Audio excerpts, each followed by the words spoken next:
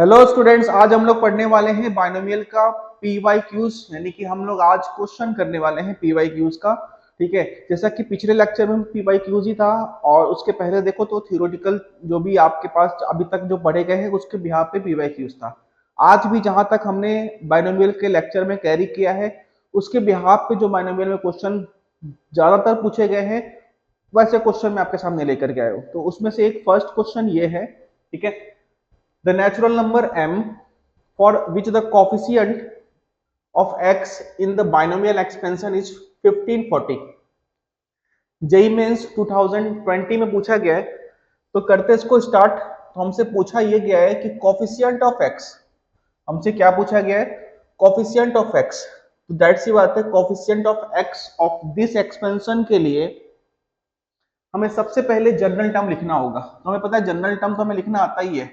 होता क्या है, T R plus one, T R plus one N C R X की power N minus R Y की power are.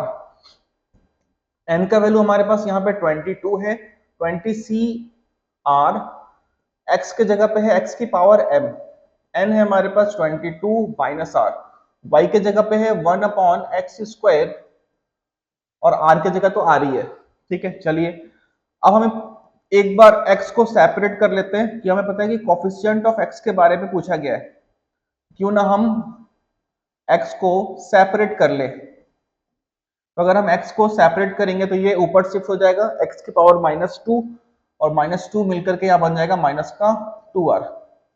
तो for coefficient of x बोला गया हमसे, दैट मीन्स जो भी x के पावर में है उसको हम लोग 1 से इक्वेट करेंगे, 1 से हम इक्वेट करेंगे, सॉरी यहाँ पे 2 आ रहे।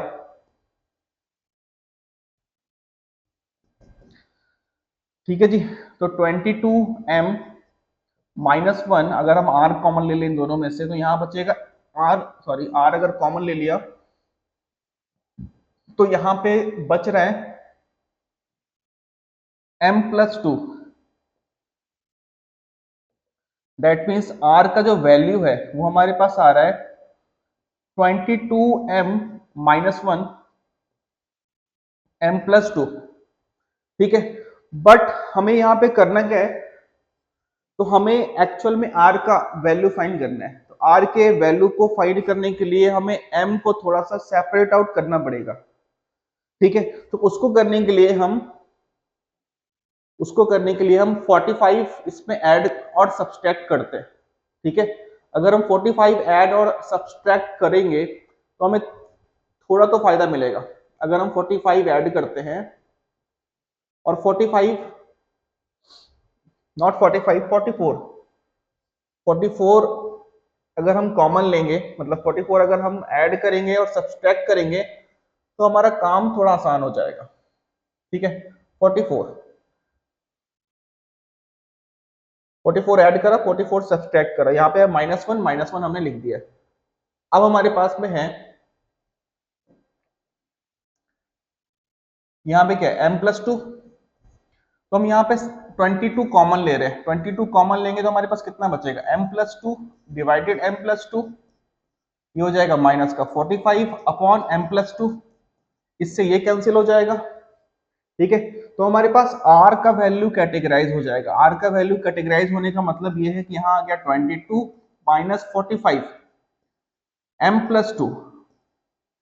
अगर हम m प्लस 2 को, ठीक है, ऐसा रखें कि वो 45 के मल्टीपल में हो, यानी कि वो 45 को पूरा पूरी डिवाइड कर सके, तो कंफर्म ये है कि वो 45 का फैक्टर ही होना चाहिए।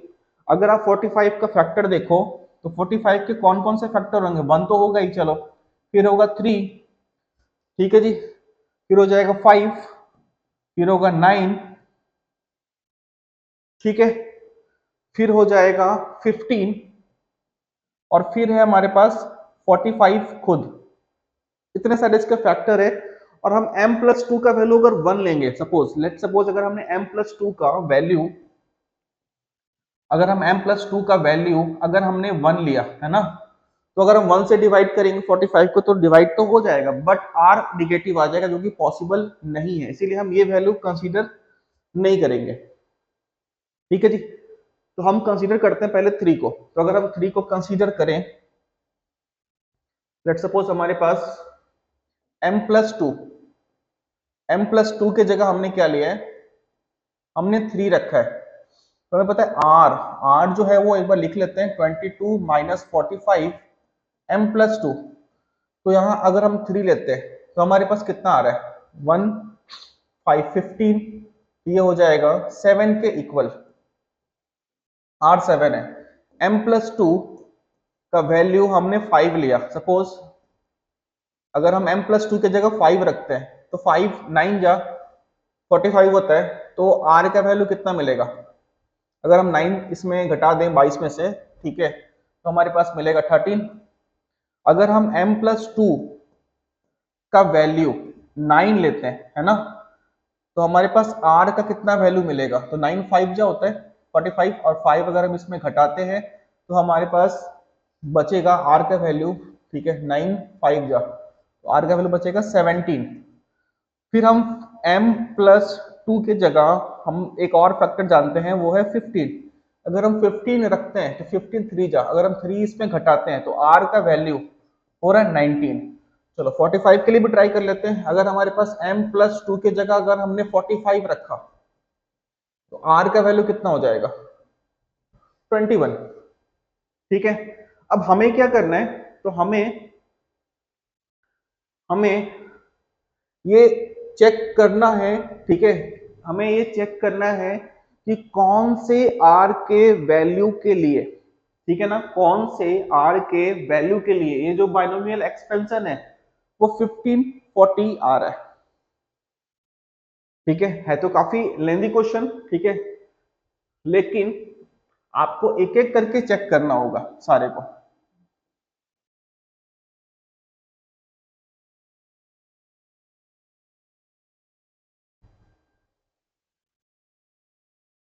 ठीक है जी, आपको एक एक करके चेक करना होगा सभी को।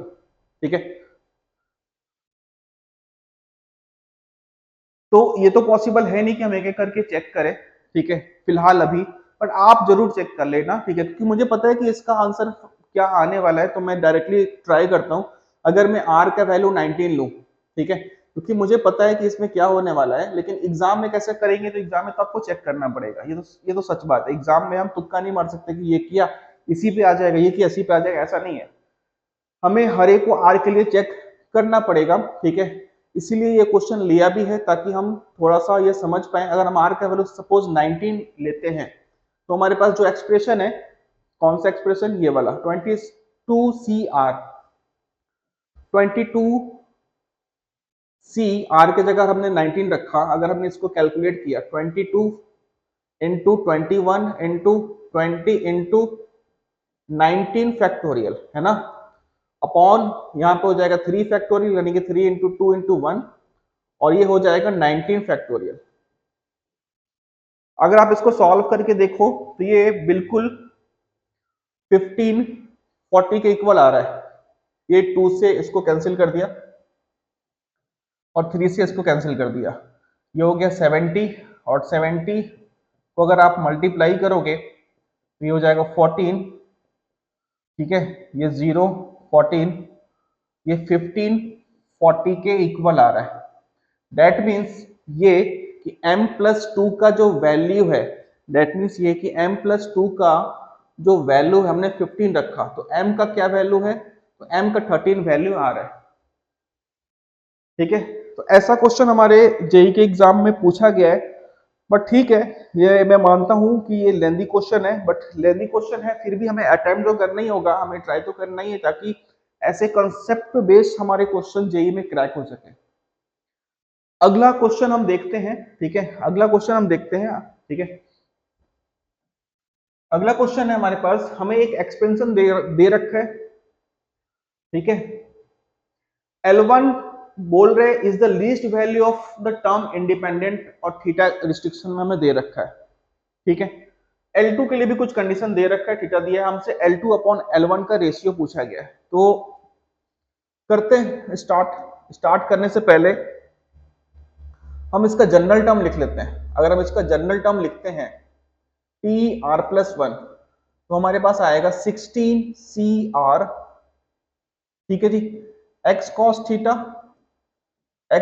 थीटा की power 16 minus r, 1/x sine theta की पावर आर। थीटा हमें रिस्ट्रिक्शन में दिया हुआ है, थीटा का जो वैल्यू है वो पाई बाई 8, सॉरी पाई बाई 8 से, हाँ ठीक है, पाई बाई 8 से पाई बाई 4 के बीच में है, ठीक है। तो पहले तो हम यहाँ पे x को सेपरेट कर लेते हैं। x को अगर हम सेपरेट करेंगे, यहां से आ गया x की पावर माइनस आर, ये हो गया माइनस का r, ठीक है, और ये हो गया 1 cos थीटा 16 माइनस आर, और ये है 1 साइन थीटा की पावर r। हमें पता है टर्म इंडिपेंडेंट हमने जब टॉपिक किया था तभी भी हमने इसका क्वेश्चन किया था, और पी वाई क्यूज में भी हमने क्वेश्चन किया है, ठीक है। तो टर्म इंडिपेंडेंट का मतलब ये है कि वैसा टर्म जिसमें x नहीं हो, मतलब हम पूरे x के जो पावर है उसको हम 0 से इक्वेट करेंगे। टर्म इंडिपेंडेंट जब भी आए, टर्म इंडिपेंडेंट जब भी आए तो हमें क्या करना है, x की पावर 0 से हमें इक्वेट करना है इस वाले x को। दैट मीन्स हमारे पास क्या आ जाएगा, हमें r का वैल्यू मिल जाएगा। r का वैल्यू अगर आप देखो तो हमारे पास 8 के इक्वल है, ठीक है। अगर r हमारा 8 के इक्वल है, दैट मीन्स हम यहाँ पे अगर देखें तो हो गया 16c8, और ये है हमारे पास 1/cos थीटा की पावर 8 और 1/sin थीटा की पावर 8, 1/sin थीटा की पावर 8, दोनों का पावर से मैं मल्टीप्लाई करके हम लिख सकते हैं 16c8, ठीक है। साइन थीटा कॉस थीटा है, अगर हम थीटा का वैल्यू चेक करना चाहते हैं तो सिंगल फंक्शन बनाएंगे। सिंगल फंक्शन बनाने के लिए हमें दिख रहा है कि साइन 2 थीटा का फॉर्मूला लगेगा, तो हम 2 का मल्टीप्लाई 2 का डिवाइड कर लेते हैं। तो अगर हम 2 का मल्टीप्लाई अगर 2 का डिवाइड करेंगे तो यहाँ बन जाएगा साइन 2 थीटा और होल का पावर चला जाएगा 8, ठीक है। क्वेश्चन ने हमें बोला ये है कि थीटा पे रिस्ट्रिक्शन लगाया है। थीटा जो है हमारा, थीटा बिलोंग्स टू हमारे पास है पाई बाई 8 से लेके पाई बाई 2 तक। थीटा जो बिलोंग कर रहा है वो है पाई बाई 8 से पाई बाई 4 तक। तो 2 थीटा जो है वो पाई बाई 4 से लेके पाई बाई 2 तक बिलोंग करेगा। अब हमें L1 चाहिए, क्या चाहिए हमें, L1 क्या है, L1 है is the least value of the term independent this, ठीक है। तो टर्म इंडिपेंडेंट के कंडीशन पे हमने इसको फाइंड किया है, टर्म इंडिपेंडेंट के कंडीशन पे हमने इसको फाइंड किया है, ठीक है। तो ये आ रहा है, और हमें चाहिए लीस्ट वैल्यू। तो लीस्ट वैल्यू पूरे एक्सप्रेशन का हमें तब मिलेगा जब उसका डेनोमिनेटर ज्यादा हो। अगर हम बड़े नंबर से डिवाइड करेंगे तो नोमिनेटर अपने आप छोटा हो जाएगा, बात समझ रहे हैं। अगर हम थीटा का वो वैल्यू लें जो बड़ा है, जो इस रेंज में बड़ा हमें साइन थीटा का वैल्यू दे रहा होगा, तभी तो हम बड़े नंबर से डिवाइड लगाएंगे, तो उसका जो डिवाइड लगेगा तो वो मिनिमम आएगा, लीस्ट आएगा। तो हम यहाँ पे अगर देखें तो साइन 2 थीटा, यानी कि अगर हम देखें पाई बाई 4 में √2 के इक्वल होता है, पाई बाई 2 में 1 होगा, यानी कि अगर हम देखें तो √2 से, यानी कि 45 से 90 के बीच में देखें तो साइन मैक्सिमम कहाँ होता है, 90 पे होता है। तो मैक्सिमम अगर हम वैल्यू लें तो कौन सा मैक्सिमम वैल्यू आएगा, तो वो है 1 के इक्वल। साइन थीटा का जो, सॉरी मैंने √2 बोल दिया था उस समय, वो √2 नहीं आएगा, 1/√2 होता है, ठीक है। 45 तो 1/√2 और 1/√2 और 1 में कंपैरिजन करेंगे तो 1 ग्रेटेस्ट वैल्यू है, तो हम यहाँ पे कंसीडर कर रहे हैं 1 के इक्वल, ठीक है।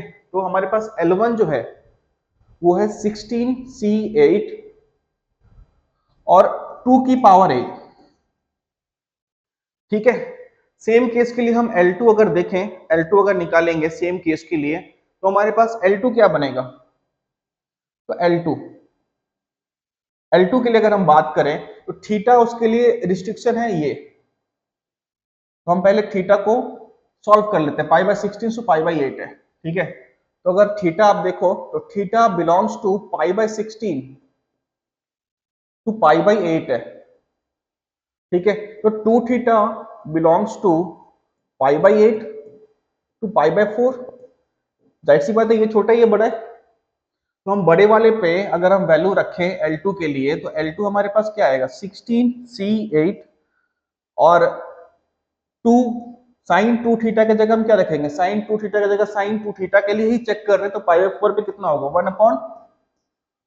1/√2 पूरे का पावर कितना है, जितना r का वैल्यू हमने कैलकुलेट किया है वो पूरे का पावर है। क्वेश्चन वाले ने हमसे पूछा क्या था, क्वेश्चन वाले ने हमसे पूछा था कि L2 अपॉन L1 का रेशियो बताइए, तो L2 हमारे पास है 16C8, एक बार चेक कर लेते हैं, क्वेश्चन पूछा L2 अपॉन L1 का रेशियो, ठीक है जी बिल्कुल सही है, ठीक है L2 अपॉन L1 का रेशियो बताइए, तो हमारे पास 16C8 है, 2 की पावर हमारे पास यहाँ पे 8 आ रहा है, अपॉन में है 1/√2 की पावर 8, ठीक है, और इसको हम लोग डिवाइड कर रहे हैं किससे 16C8 2 की पावर 8 से, तो अगर आप देखो तो ये इससे कैंसिल हो जाएगा, ये इससे कैंसिल हो जाएगा, और यहाँ पे बच क्या रहा है, तो यहाँ पे बच रहा है 2 की पावर 4 विच इज 16, तो 16 is the correct answer of this question. तो कैसे यहाँ पे थीटा का यूज था, क्वेश्चन ने हमें ये बोला था, ठीक है, क्वेश्चन ने हमें ये बोला था, ठीक है, कि L2/L1 का रेशियो बताइए, तो L2/L1 का हमने रेशियो यहाँ पे फाइंड किया है, वो 16 के इक्वल आ रहा है, ठीक है जी। तो टर्म इंडिपेंडेंट से ऐसे भी क्वेश्चन कितनी बार पूछे गए, ठीक है, तो अगला क्वेश्चन हम देखते हैं, अगला क्वेश्चन है fifth term from the beginning, fifth term from the end का क्या निकालना है रेशियो, ठीक है, तो फिफ्थ टर्म स्टार्टिंग से, तो हम टर्म तो पहले निकाल लेते हैं ना, टर्म हम पहले कैलकुलेट कर लेते हैं, कौन सा टर्म फिफ्थ टर्म, यानी r का वैल्यू हमने कितना लिया 4 लिया, तो n का वैल्यू कितना है 10 है, तो 10C4 x की पावर यानी 2/2 की पावर 1/3 की होल की पावर 6 n माइनस r 1/2 3 की पावर 1/3 होल की पावर 4, ठीक है जी। अगला हम स्टार्टिंग से हमने कैलकुलेट कर लिया, एंड से जब हम कैलकुलेट करते हैं, एंड से जब हम कैलकुलेट करेंगे तो एक्सपेंशन को हमें चेंज करना है, बस एक्सपेंशन को हमें चेंज करना है, और फिर हम स्टार्टिंग से ही काउंट करेंगे साइन, जैसे कि थ्योरेटिकल जब हम नोट्स मतलब जब हम थ्योरी पढ़ रहे थे तो हम यहाँ पे जरूर एक बार मेंशन किया था कि अगर साइन यहाँ पे माइनस है तो आप सेपरेट आउट कर लो तो अच्छा रहता है, तो यहाँ तो साइन तो पॉजिटिव ही है, यहाँ तो और कोई प्रॉब्लम है नहीं, पावर तो सेम ही रहने वाला है। अब ये हमारा बन गया, स्टार्टिंग से हम काउंट करेंगे तो यहाँ भी फिफ्थ टर्म ही पूछा जा रहा है, तो ये हो गया 10C4, इस बार x की जगह पे ये आएगा 2 3 की पावर 1/3 होल की पावर 6 टू 1/3 की पावर 4, ठीक है, दोनों का रेशियो, तो दोनों का रेशियो हम फाइंड कर लेंगे, ठीक है, दोनों का रेशियो हम फाइंड कर लेंगे, 10C4 2 की पावर 1/3 की पावर 6 है, ठीक है, और ये है 1/2 3 की पावर 1/3 होल की पावर 4 डिवाइडेड 10C4 1/2 3 की पावर 1/2 की पावर 6, और यहाँ पे है 2 की पावर 1/3 की होल की पावर 4 है, तो लिख लेते हैं 2 की पावर 1/3 की होल की पावर 4 है।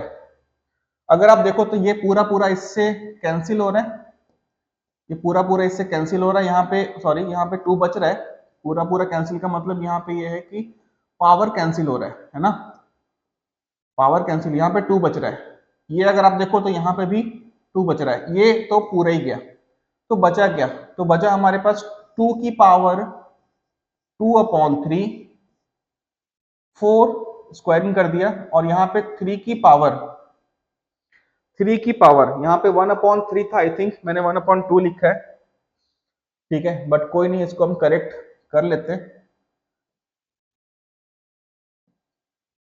3 तो ये हो जाएगा 3 की power 2/3 which is correct answer of this question. ठीक है, तो हमें स्टार्टिंग से टर्म पूछा जाए चाहे लास्ट से पूछा जाए, इससे तो हमें प्रॉब्लम है ही नहीं। ठीक है, हमें उसका रेशियो फाइंड करना था तो हम रेशियो तो बता ही चुके। ठीक है, तो ऐसे भी क्वेश्चन एग्जाम में आए, ये 2019 में पूछा गया क्वेश्चन है। नेक्स्ट क्वेश्चन देखते हैं। नेक्स्ट क्वेश्चन है if the number of integral term. अब ये क्वेश्चन थोड़ा डिफरेंट है, हमसे क्वेश्चन ने पूछा है कि इंटीग्रल टर्म बताइए in this expansion is exactly 33। ठीक है, होल का पावर n दिया हुआ है, then the least value of n कैसे अप्रोच करेंगे। तो सबसे पहले हम जनरल टर्म तो लिख ही लेते हैं, क्योंकि जनरल टर्म का इसमें यूज आएगा, क्योंकि हमें टर्म बताने के लिए एक जनरल फॉर्मेट तो लिखना ही होगा। तो r+1 NCR 3 की पावर 1/2 की पावर n-r। ठीक है, 5 की पावर 1/8 की पावर r है। ठीक है, is exactly 33 the number of integral term. Integral term समझ रहे हैं, इंटीग्रल टर्म डिपेंड किस पे कर रहा है। इंटीग्रल टर्म का मतलब यह है कि उसमें कोई फ्रैक्शन ना आए, और फ्रैक्शन ना आने का जो इसमें आप देखो तो ये तो पूरा पूरा इंटीजर ही आता है। एनसीआर आप कोई सा भी आर लो इंटीजर ही आएगा, तो डिपेंड इस पे तो नहीं कर रहा। बात समझ रहे, इंटीग्रल टर्म उसका मतलब कोई फ्रैक्शन नहीं आएगा, और एनसीआर कभी फ्रैक्शन नहीं आता, वो हमें इंटीजर ही देता है। अगर आप इसको देखो तो ये है हमारे पास 3 की पावर n-r/2। r का आप कोई सा वैल्यू लो, n से तो छोटा ही होगा, तो ये एक फ्रैक्शन वैल्यू यहाँ पे मिलता हुआ हमें दिख रहा है। यहाँ पे आप देखो 5 की पावर r/8। ठीक है, अगर आपने r का वैल्यू लेट सपोज 8 के मल्टीपल में लिया, r का वैल्यू 8 के मल्टीपल में लिया। ठीक है, अगर आपने r का वैल्यू 8 के मल्टीपल में लिया, डेट मीन्स आप क्या क्या कंसीडर कर सकते हो, उसको आप थोड़ा सोच भी सकते हो कि हम क्या क्या कंसीडर करें, कौन कौन सा वैल्यू लें जिसमें ये पूरा जो वैल्यू हमें, ये पूरा जो चीज जो भी टर्म यहाँ पे मल्टीप्लीकेशन में दिख रहा है 5 की पावर r/8, ये पूरा इंटीजर बन जाए। तो इसका तो मतलब ये है कि हमें लेना होगा r का वैल्यू मल्टीपल ऑफ 8, यानी कि कौन कौन सा वैल्यू हम ले सकते हैं, 0 ले सकते हैं, 8 ले सकते हैं, 16, 8 के मल्टीपल तक हम कंसीडर कर सकते हैं। कहां तक, 30, कहां तक, 33 तो नहीं होगा, टर्म नंबर 32 तक, टर्म नंबर 32 तक, सॉरी टर्म नंबर 33 तक। ठीक है, तो अगर आप देखो तो ये एक एपी का सीक्वेंस बना रहा है। तो एपी का सीक्वेंस अगर हम यहाँ पे देखें, ठीक है, तो जो 33 टर्म होगा, यानी कि T33 जो भी होगा, वो कंफर्म है कि A+32D होगा। ए हमारे पास यहाँ 0 है, और 32 इंटू अगर आप डी करोगे, डी हमारे पास कितना आ रहा है, 2 के इक्वल आ रहा है। ठीक है, सॉरी डी हमारे पास 8 के इक्वल है, 2 तो नहीं है, डी हमारे पास 8 के इक्वल है। तो ये हो जाएगा 16,256। ठीक है, मतलब कंफर्म ये है कि R जो है हमारा, R जो है वो कंफर्म है कि R बिलोंग्स टू इवन होना पड़ेगा, इवन होना पड़ेगा। R का वैल्यू अगर आप ऑड लेते हो, क्योंकि अगर आप देखो n हमारे पास में n-r है, R का वैल्यू अगर आप यहाँ पे इवन इंटीजर लोगे तो वो डिवाइड करोगे 2 से। ठीक है, तो एग्जैक्ट डिवाइड लग जाएगा, और यहाँ पे भी अगर आप r का वैल्यू इवन इंटीजर लोगे तो वो भी एग्जैक्ट डिवाइड लग जाएगा। तो जो n है, क्वेश्चन ने पूछा है कि लीस्ट वैल्यू ऑफ n। ठीक है, तो जो n है, ठीक है, वो n belongs to even integer होगा। ठीक है, और आप बोल सकते हो कि n मल्टीपल ऑफ 8 भी आप बोल सकते हो n को, और n मल्टीपल ऑफ 8 में आप देखो तो हमने एक्चुअल में 256 फाइंड भी कर लिया है। ठीक है जी, तो ऐसे भी क्वेश्चन आप देखोगे पीवाईक्यूज में बहुत बार पूछे गए, ठीक है। तो n belongs to multiple of 8 इसका करेक्ट आंसर है, ठीक है। और नेक्स्ट क्वेश्चन हम देखते हैं। नेक्स्ट हमारे पास में क्वेश्चन है the total number of irrational term in the binomial. Irrational term हमें बताना है इस वाले एक्सपेंशन का। तो इरेशनल टर्म बताने के लिए भी हमें इसका जनरल टर्म तो लिखना ही होगा। तो जनरल टर्म हम लिखते हैं r+1, n हमारे पास 60 है, r हमें पता नहीं है, ठीक है। 7 की पावर 1/5 की होल की पावर 60 माइनस r, और यहां अगर हम देखें तो y है हमारे पास -3 की पावर 1/10, तो -1 को अगर हम सेपरेट रखें तो यहाँ r आ जाएगा 3 की पावर r/10, ठीक है। अगर आप देखो irrational term, number of irrational term, ठीक है, तो हमें पता है टोटल टर्म इक्वल्स टू होता है रैशनल प्लस इरेशनल। जो टोटल टर्म है हमारा, टोटल जो टर्म है वो होता है रैशनल प्लस इरेशनल। टोटल जो टर्म है, टोटल जो भी टर्म आएंगे वो रैशनल प्लस, या फिर टोटल नंबर आप बोलो, total number rational plus irrational मिलकर के ही आते हैं। तो अगर हम क्यों ना इसमें इरेशनल अगर हम निकाल रहे हैं तो क्यों ना हम इसको रैशनल निकालें। रैशनल निकालना हमारे लिए ज्यादा आसान है। रैशनल अगर हम इसमें निकालते हैं, ठीक है, इसका मतलब हम डिपेंड किस पे कर रहे हैं, r/10 पे। r/10 का मतलब ये है कि हम इंटीजर के लिए ही फाइंड कर रहे हैं इस क्वेश्चन में। अगर हम इंटीजर के लिए ही फाइंड करें तो आप r का वैल्यू क्या क्या कंसीडर कर सकते हो।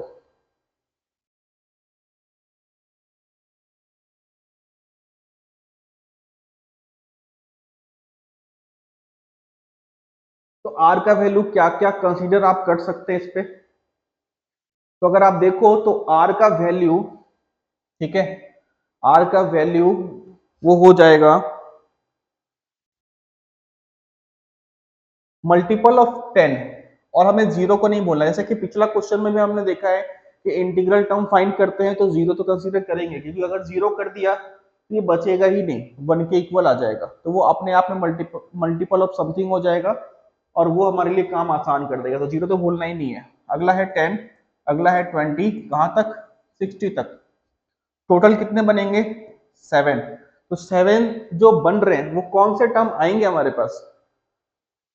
तो अगर आप इरेशनल का डेफिनेशन देखो तो इरेशनल जो वो नंबर होते हैं जो या तो टर्मिनेट नहीं होते हैं, रिपीटिंग होते हैं।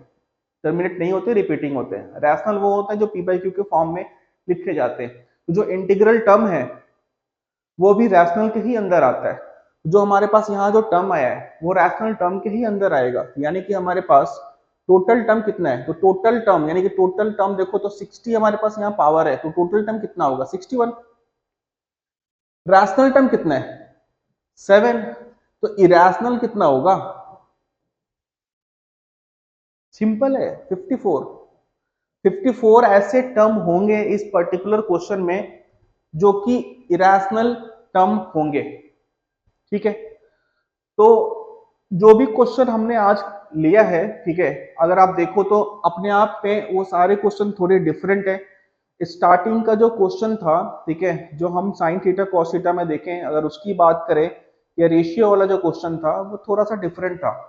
इसीलिए आपके साथ मैंने डिस्कस किया है, ताकि ऐसा क्वेश्चन भी अगर आपके पीवाईक्यूज में दिखता है तो अभी आप उसको प्रैक्टिस जरूर कर लें।